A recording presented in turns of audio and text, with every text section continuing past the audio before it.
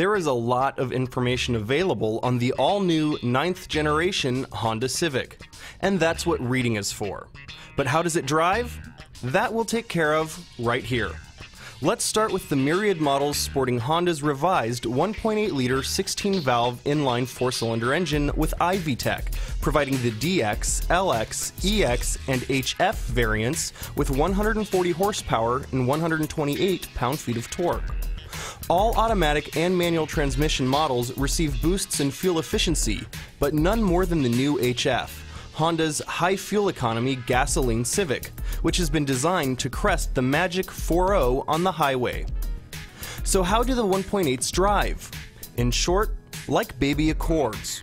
Whereas the Gen 8 Civics delivered a somewhat busy ride, relatively high NVH, and quick-feeling reflexes, the Gen 9 is smoother, quieter, more refined, and more deliberate. Turn-in is less abrupt and dynamic transitions are more subdued, so when driving aggressively, the Civic comes across less nervous and more composed. The ride is more compliant and cabin noise seems more hushed than before.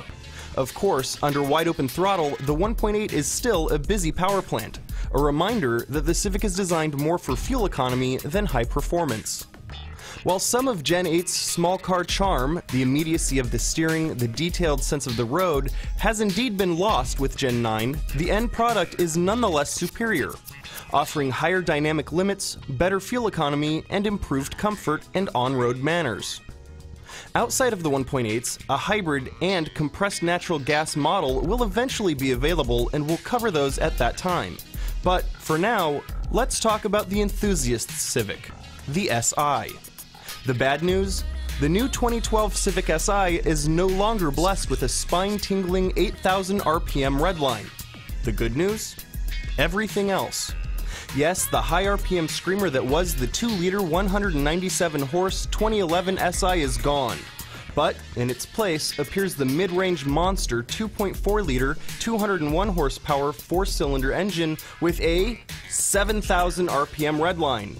Not only are the new SI's 4 extra peak ponies realized 800 RPM sooner than before, but its 170 pound-feet of torque come on board 1,700 RPM earlier.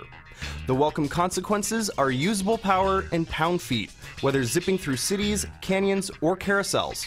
In fact, there's enough torque now that the helical limited slip differential creates modest torque steer when exiting a tight turn, whereas the previous SI required a downshift or 2 to net passing power. The new car just asks for more gas.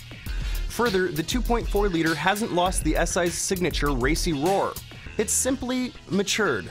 Now more Robert Plant than Kurt Cobain. The standard 6-speed manual is as slick and sweet as they come. It's so excellent that it even has the power to convert a dual-clutch diehard. Better yet, the brawnier powertrain delivers improved fuel economy over last year's, now rated at 22 miles per gallon city and 31 miles per gallon highway. The SI's revised EPS is also noticeably better than its predecessor's setup, providing superior off-center weighting and a more organic feel. Moreover, the sport-tuned suspension delivers a taut ride with higher limits, yet feels more compliant than last year's SI. If there was a Honda that could carry the Prelude torch, this new SI seems to fit the bill perfectly. If that's not enough for you, there is much more information available if you check out our full feature at motortrend.com. We'd like to see how y'all dig this is.